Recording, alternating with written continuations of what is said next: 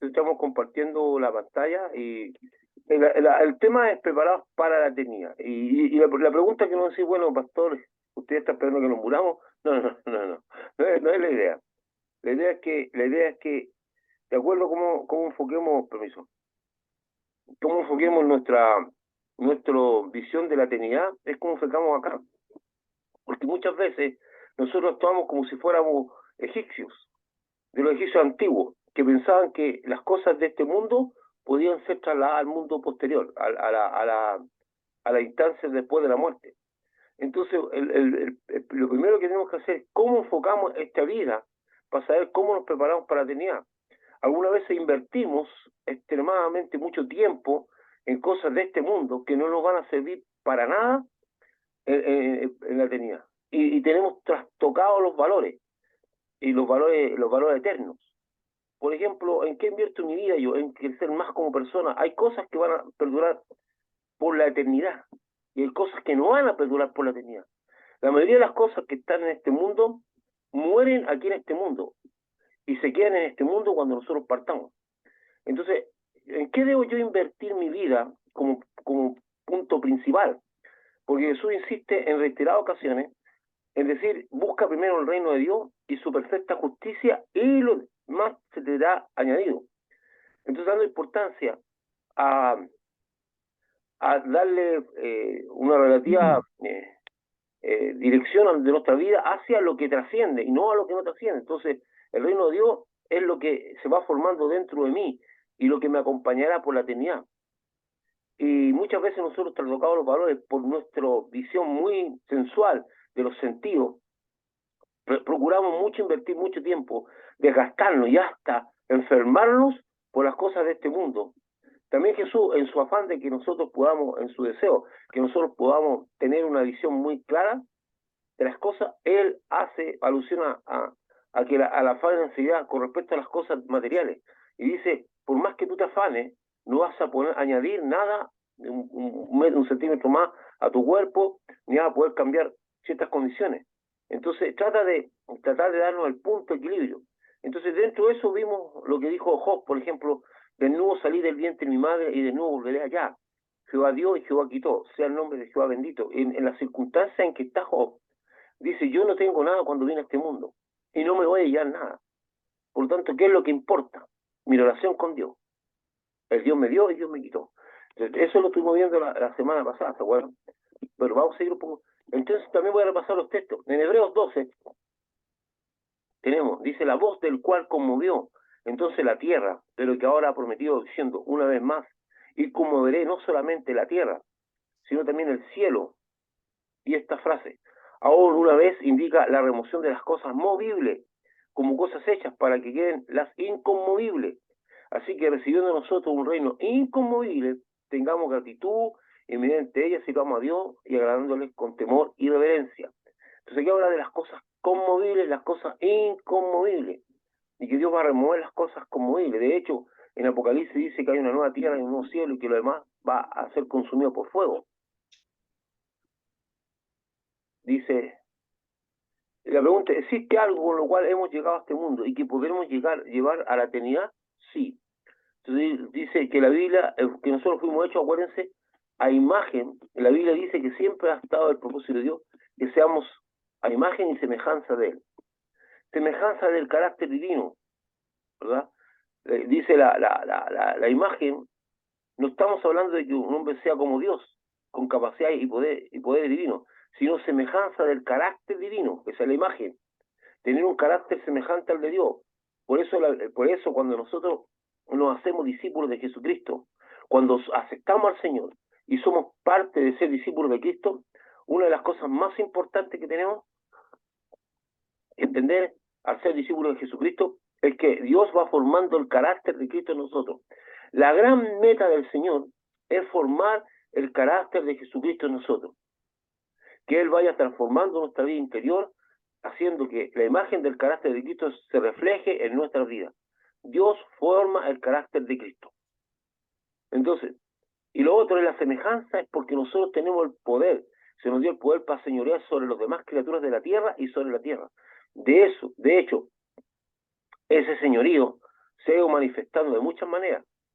Usted ve, de hecho, algunas veces en forma irresponsable, porque nosotros no hemos señoreado sobre los animales de la tierra, no hemos, con responsabilidad sobre los recursos de la tierra, hemos hecho lo que hemos querido en la tierra y hasta prácticamente nos hemos autodestruido. Entonces, vamos un poco más allá. Entonces el propósito de Dios es que seamos imagen y semejanza de Él. Por lo tanto, tenemos que trabajar en eso, invertirnos en eso, que es lo más importante. En Gálatas dice, hijitos, por quienes vuelvo a sufrir el dolor de parto hasta que Cristo sea formado en vosotros. O sea, formar Cristo en vosotros. Eso era el punto que también vimos. Dice que el propósito de Dios es que Cristo sea formado en vosotros. Dice en Romanos 8, dice, porque a los que antes conoció, también los predestinó para que fuesen hechos conforme a la imagen de su Hijo, para que sea el primogénito de muchos hermanos. Usted se da cuenta ahí que se repite una y otra vez la idea de que somos, que debemos ser como Cristo, la imagen de Cristo, no en poder, no en divinidad, sino en carácter, el carácter, la forma que define el carácter. Y la imagen del carácter de Cristo ya la hemos visto otras veces. ¿Dónde está? En el fruto del Espíritu. Paz, paciencia, dignidad, templanza, dominio propio y todas esas cosas, ¿verdad? Entonces, ¿qué es lo que va formando?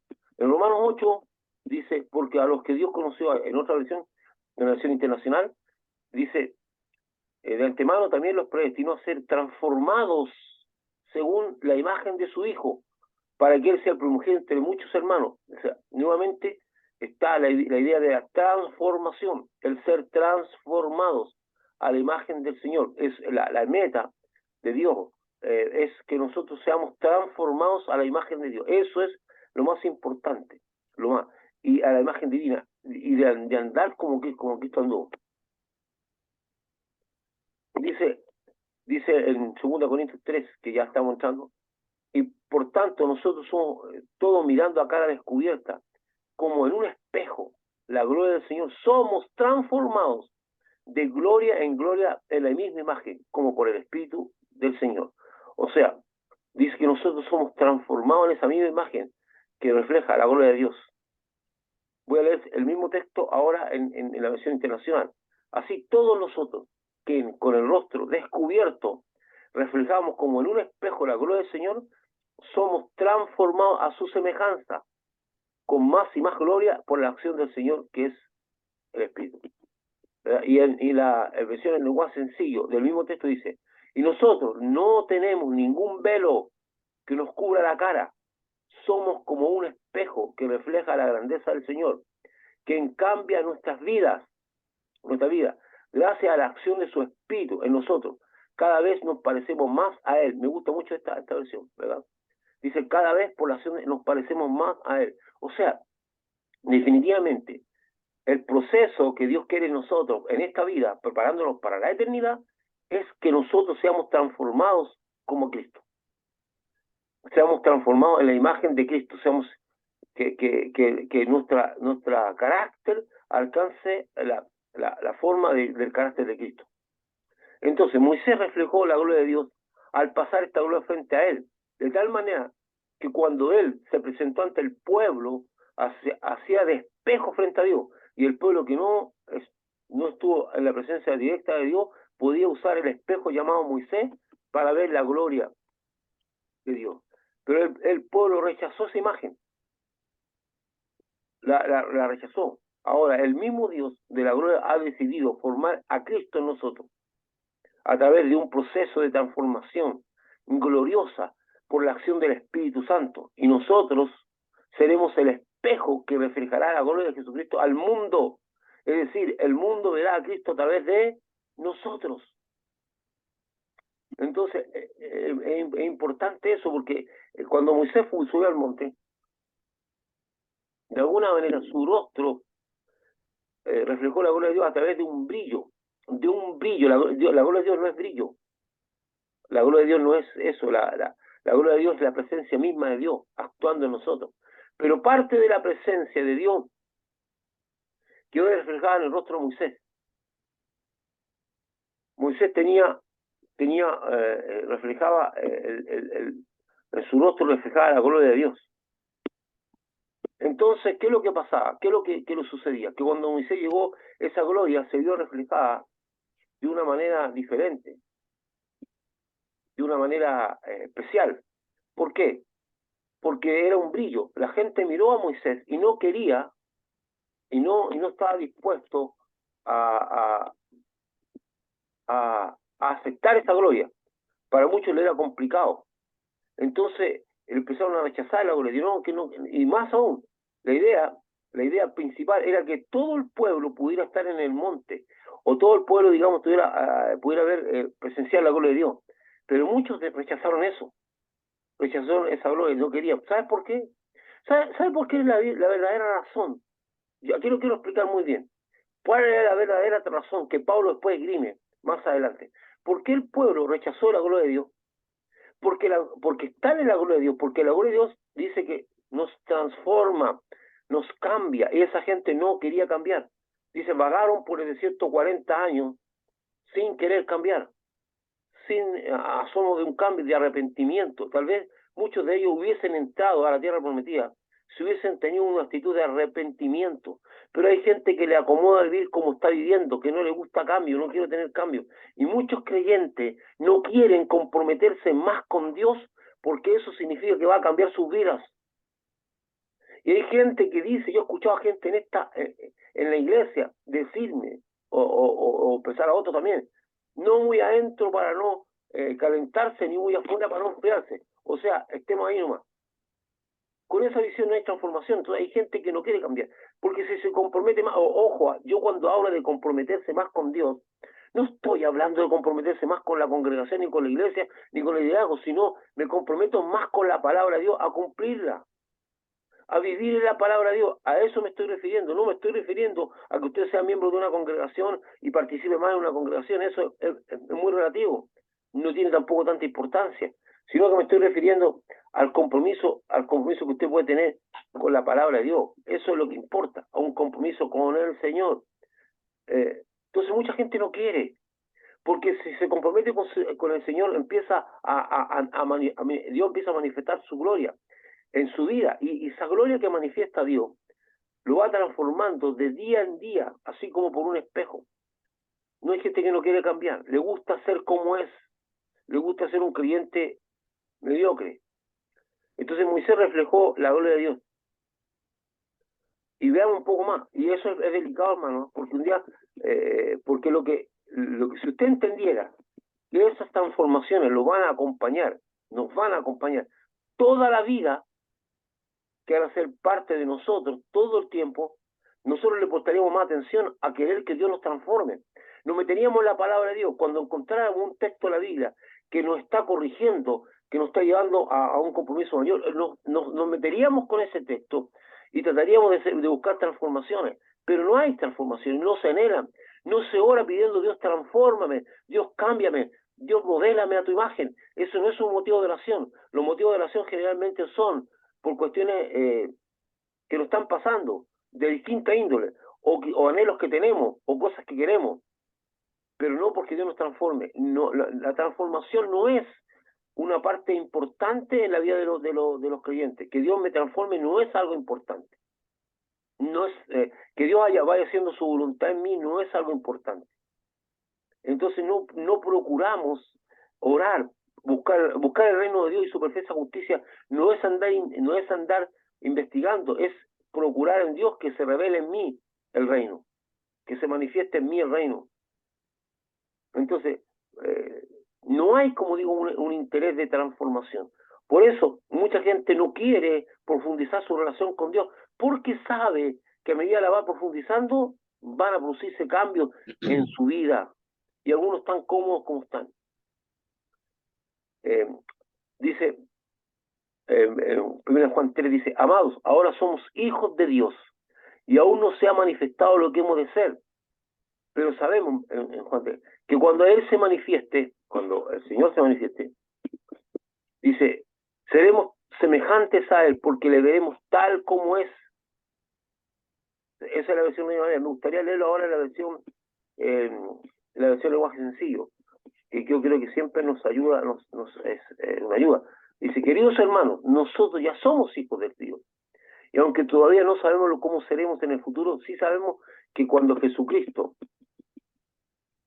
aparezca otra vez nos pareceremos a Él, porque lo veremos como Él es en realidad.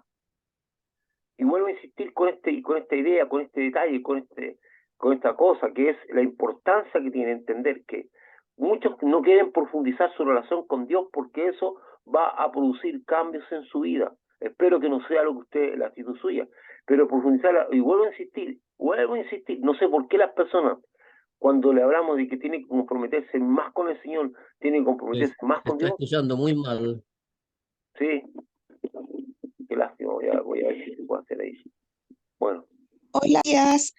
ahí, Pastor, se escucha muy mal, ahora, ¿cómo me están se escuchando? escucha cortado. Ya, a ver, vamos a ver qué podemos hacer. Eh, parece que tengo un momento. Aló, pastor, se está escuchando muy mal.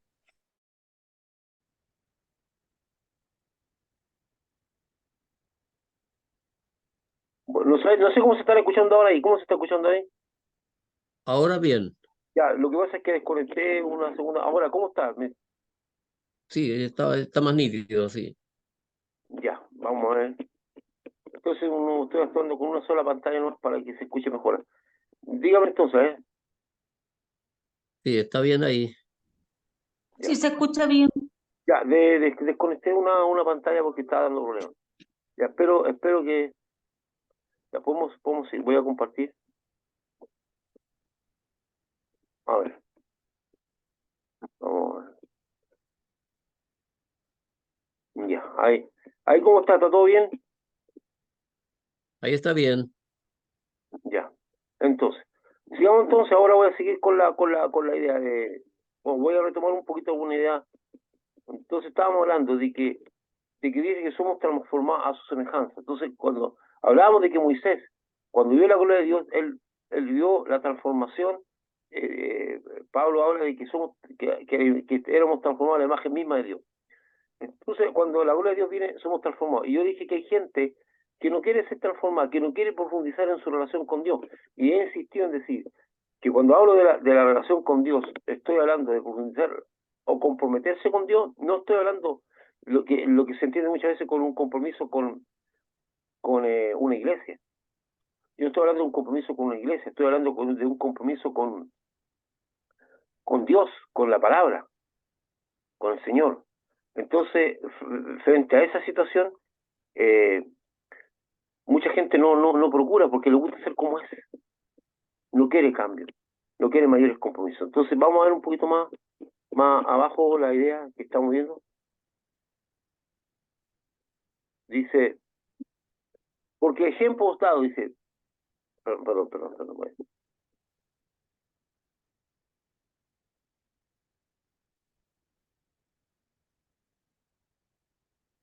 Dice, Juan, estamos viendo, Juan dice, cuando aparezca otra vez nos pareceremos a él, porque le veremos como él es. El último paso de fe es acerca de nuestra apariencia futura, de lo cual somos ignorantes, no sabemos cómo vamos a ser. Pero sin embargo, el proceso de transformación culminará con la transformación de nuestros propios cuerpos. En 1 Corintios 15, 51 y 52 habla de eso, eh, lo cual nos hará más semejante a él. En la versión bíblica de 1 Juan 1:32,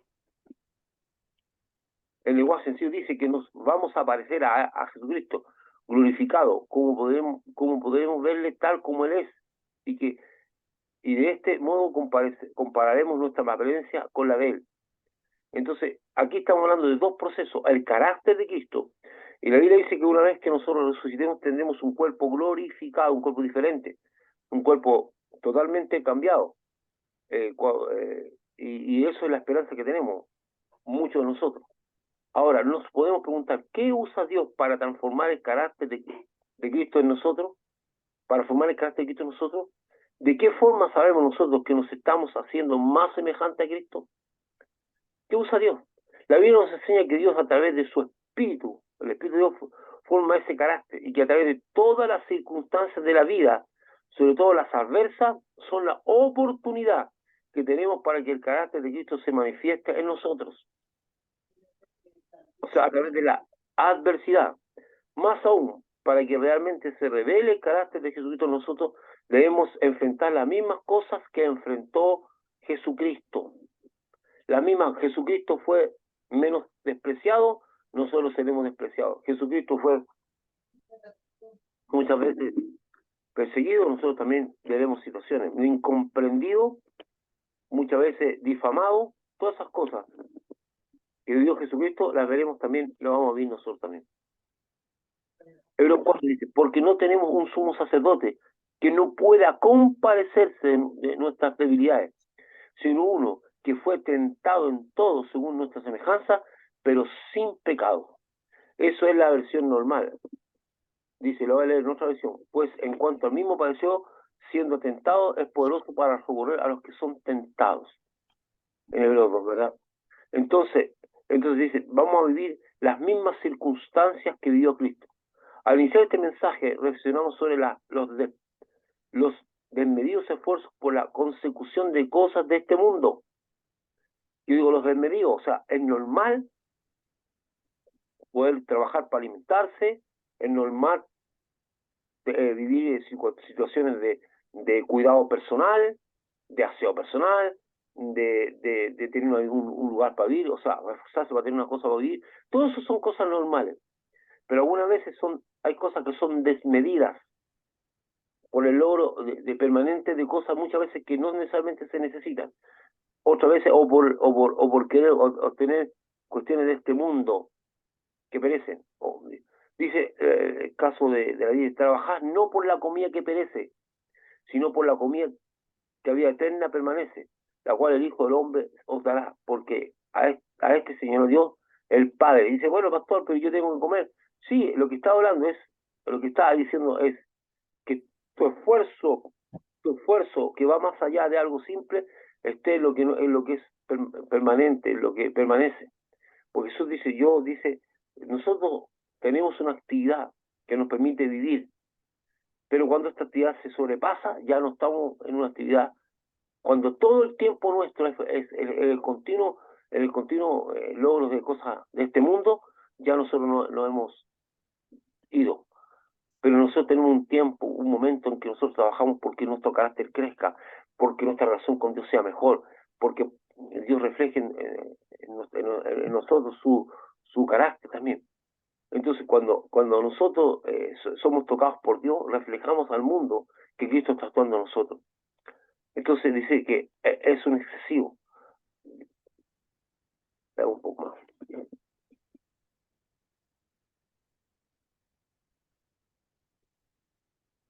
Entonces, voy a retroceder un poquito.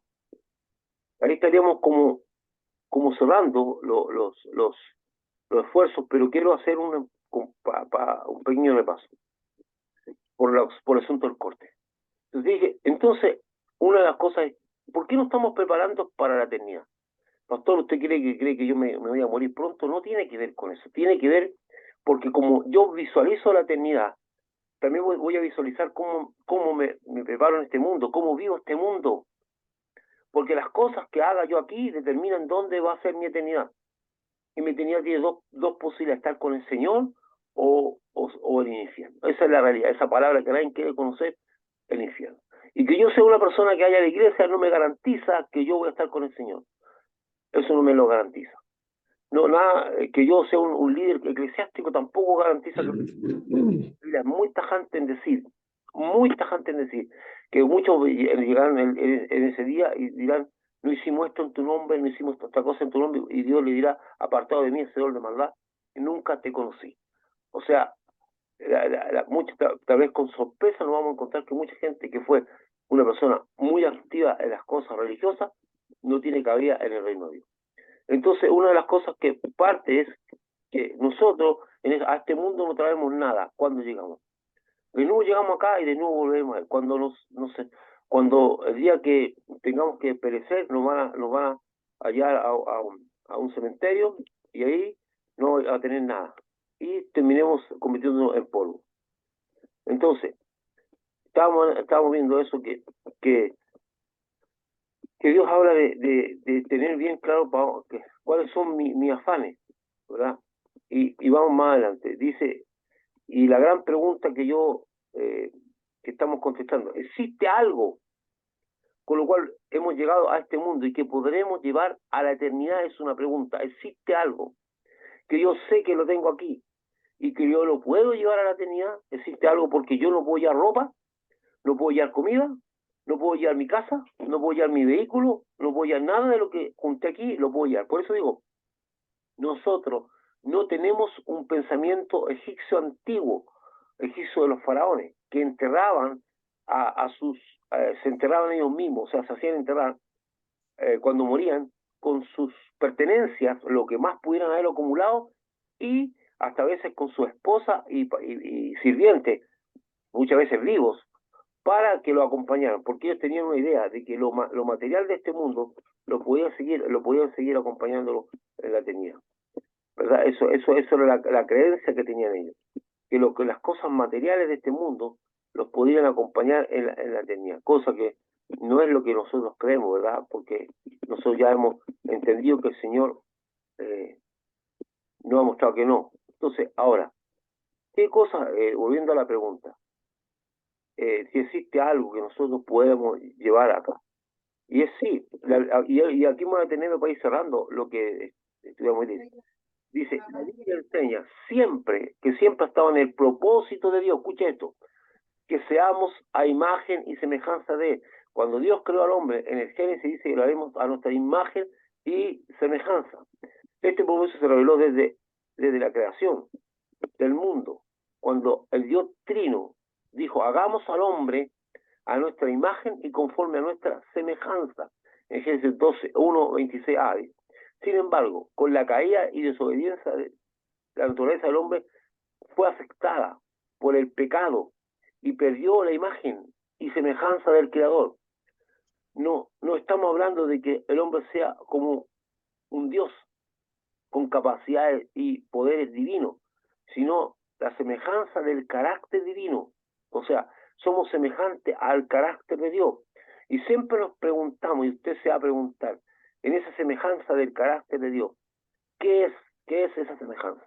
¿Cómo puedo visualizar esa semejanza? ¿Dónde encuentro lo que Dios quiere de mí en semejanza? Entonces, al carácter, ¿dónde encuentro una fotografía de Cristo, del carácter de Cristo? ¿Dónde encuentro una definición de lo que es el carácter de Cristo? ¿Dónde puedo ver las características de Cristo? Y eso usted lo encuentra en Gálatas, con respecto al fruto del Espíritu. El carácter de Cristo se refleja en el fruto del Espíritu. Y usted lee Gálatas, es el capítulo 5, 22, y usted va a ver ahí que el fruto del Espíritu, que lo que se conoce como el fruto del Espíritu, es paz, paciencia, benignidad, templanza, dominio propio y otras cosas más. Son las características del fruto del Espíritu. Entonces usted tiene una visión de lo que Dios quiere. Y cuando usted ve la vida de Jesucristo, el andar de Jesucristo, cómo anduvo Cristo, Él va reflejando ese carácter, esa huella. Entonces, cuando Dios quiere transformarme en lo cual yo me puedo invertir, es en eso, en que Dios forme el carácter de Cristo. Eso es la semejanza, a imagen y semejanza. Entonces, la imagen. Entonces somos imagen de Cristo en el carácter. Y la semejanza es en la autoridad que Dios nos dio. Dios es Dios y gobierna todo el universo. Y a nosotros nos dio esta tierra para señorearnos en ella. Que lo hemos hecho mal, muy mal puede ser, porque dice, señoré a las aves de los cielos, en las bestias, en toda la tierra y en todo animal que se arrastra sobre la tierra. Entonces, nosotros tenemos el señorío de este mundo. Somos como pequeños dioses de este mundo. Y a la larga, el hombre ha hecho lo que ha querido en este mundo. No lo ha administrado bien, ha habido ambición, como no tiene la imagen de Dios, el carácter de Dios, también su semejanza está distorsionada. Muchas veces hablamos de cómo el hombre ha destruido este mundo, sus recursos naturales, en la relación entre los hombres, las guerras y todas esas cosas. O sea, ha habido una semejanza horrible, no hay semejanza. Entonces, lo que hace que nosotros podamos entender qué es lo que Dios quiere es que nosotros adquiramos el fruto del Espíritu, que nosotros seamos como Cristo. Y ahí empieza la gran pregunta que yo me hago para ir culminando ya. ¿Cómo se logra eso? ¿Cómo se logra eso? ¿Qué hago yo para lograr eso? ¿Qué me permite que yo vaya formando? Primero que nada, una de las cosas que usted tiene que entender firmemente en su corazón, y con esto voy a dejar de compartir que debe entender firmemente en su corazón, es que si usted no anhela, no desea, no le agrada, no es algo que a usted le importe, que sea algo que a usted le llene, el ser, por ejemplo, una persona paciente. A mí me da lo mismo ser paciente o no ser paciente. A mí me da lo mismo ser benigno o no ser benigno. No me interesa ser templado, yo soy como soy. Entonces no va a haber ningún cambio. Si usted lo valoriza y dice, no, yo quiero, yo deseo que ese carácter, que esa forma, que el fruto del Espíritu se manifieste en mí para ser semejante a Cristo, para que la imagen de Cristo se revele, bien. ¿Y por qué es importante? Porque así yo lo pido en oración. Pido en oración, Dios, cámbiame. Señor, hazme paciente, hazme benigno, para que Dios vaya manifestando. Para lograr esas cosas hay que pedirlas, hay que buscarlas, hay que desearlas, hay que añorarlas. Pero para algunas personas, incluso dentro del pueblo cristiano, esas cosas son símbolos de debilidad. No ven poder en ellos. No ven que eso es poderoso. Recuérdense cuánto padeció Cristo en su vida, y esto fue muy poderoso. Si yo no veo poder en las cosas, si yo no veo importancia, si yo no veo que eso me sirve, que me bendice, entonces no voy a procurarlas, no voy a pedirlas, no voy a desearlas, no voy a seguir tras ellas. Si yo no las veo, si yo veo que son símbolos de debilidad, que no me sirven para nada, que no me interesan, que no voy a procurarlas, no hay nada que hacer. Entonces, una de las cosas para lograr eso es decir, aquí yo veo valor, los quiero, no veo símbolos de debilidad. Hay muchos creyentes que ven en el Evangelio debilidad, no ven poder. En el Evangelio hay poder, mi hermano, el Evangelio es poderoso. Entonces, que yo la busco, que yo deseo, que yo procuro. Pero este último tiempo las cosas han cambiado, hermano. Han cambiado mucho. Entonces, si yo no veo en eso, ¿para qué voy a pedir? ¿Para qué yo voy a pedir que Dios me haga benigno, que no vea maldad en otro? ¿Para qué voy a pedir que Dios me haga paciente? De hecho, la gente, no, hermano, que cuando yo le pido a Dios que la paciencia, Él me pone en situaciones de más impaciencia. Bueno, la paciencia se va formando.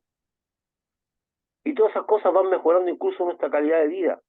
Semejanza, yo tengo que, para poder alcanzar esas cosas, para poder entender qué es lo que Dios quiere para mi eternidad, porque una de las cosas que usted debe entender, que lo que usted creció en el carácter de Cristo en esta tierra lo acompañará para siempre. Por eso estamos preparados para la eternidad. Dejamos de invertir tanto en las cosas de este mundo. No digo que no lo hagamos, sino que de preocuparnos tanto para empezar también a invertir en las cosas eternas, como es el carácter de Cristo, y valorarlas. Porque si yo veo debilidad, en el dominio veo que no me sirven las cosas que Dios me está proponiendo en su carácter, en su imagen, no me va a interesar hacerlo. Yo no pido por esas cosas. La gente, por ejemplo, no pide porque Dios lo haga por una cercanía más a Dios. No pide por el reino. Señor, forma tu reino en mí. No pide. No busca primero el reino de Dios. ¿Cuáles son? ¿Cómo yo busco el reino de Dios? ¿Cómo es que yo busco el reino de Dios? ¿Cómo es eso de buscar el reino de Dios? ¿Cómo es que lo hago? Yo busco el reino de Dios de una manera muy simple. ¿Cómo busco el reino de Dios? Usted va al Evangelio de Jesucristo. Usted entra al Evangelio de Cristo. Y usted se va a dar cuenta de algo muy sencillo, muy simple. El Señor Jesucristo habla del reino constantemente. El reino de Dios es semejante a esto, es semejante a esto otro. Entonces, cuando yo busco el reino de Dios, empiezo a ver las cosas que Jesucristo me ha enseñado sobre el reino. Empiezo a buscar las cosas que el Señor me ha enseñado sobre el reino. Y empiezo a practicarlas. De repente dice, el reino de Dios es semejante a un árbol, el reino de Dios es semejante a un hombre que salió. Y ahí voy pidiéndole a Dios que me dé entendimiento para entender cómo es el reino de Dios y cómo es que Dios quiere. Así que yo le bendigo, hermano, prepararnos para la eternidad significa que darle importancia a qué es lo que es lo importante. Que Cristo quiere que